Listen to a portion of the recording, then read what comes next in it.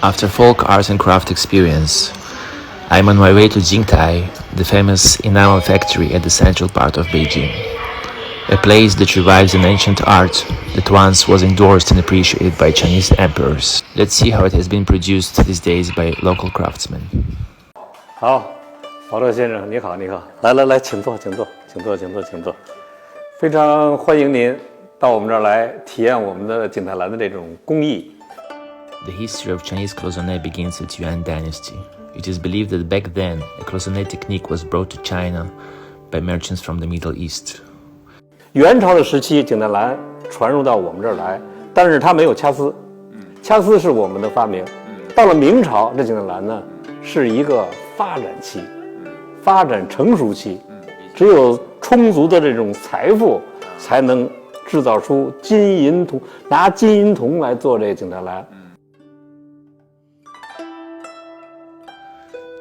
We are going now to check out the Enamel museum that's located here. The museum exhibits some of the finest objects that were created by local craftsmen and customized for official events and occasions.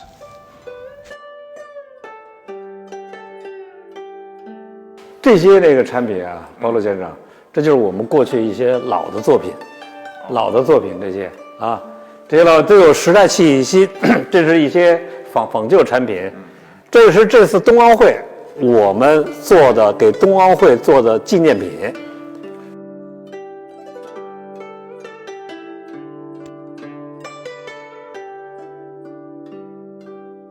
It looks so simple. When I see the final result, it looks very colorful, very delicate.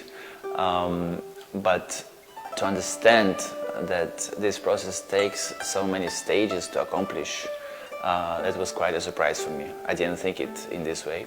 就是我们的生产车间了。The process of creation of Chinese cloisonné requires a teamwork, while each one of the arts is responsible for different part, such as base hammering, enamel filling, enamel firing, polishing and gilding. It was the first time experience for me to create Chinese cloisonné, or to try to experience it. And it was quite complicated, to be honest, but it was quite exciting in a way that there are many things involved in this process. Now I have a chance to have a hands-on experience. So painting, bending, drawing, all those things, and obviously I did only one part of it, but there are more parts to be accomplished by professionals. So as an experience, I think it's a very valuable experience, especially for those who come to China. Maybe they like this art, because basically it's also art and craft, Chinese traditional art and craft. So I think it's worth to come here and spend maybe 1 or 2 or 3 hours, and either to look around, to look at the museum, or to go to and participate in the workshop with one of the teachers here.